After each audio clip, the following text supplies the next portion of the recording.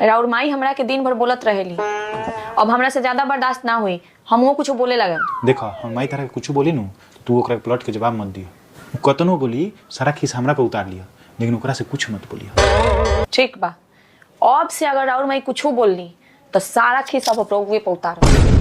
कन्या जी मम्मी जी। है देखो तो कढ़ाई में पूरी छान ले बड़ू आ उघारे कढ़ाई छोड़ देले बड़ू आ कीड़ा मकोड़ा पड़ी तो। माँ बेचारे से गलती हो गई, छोड़ा ना, काहे ले बोलत तू? बाप मत इनकर का सिखौले बा, का सीख के नैहर से आइल बड़ी।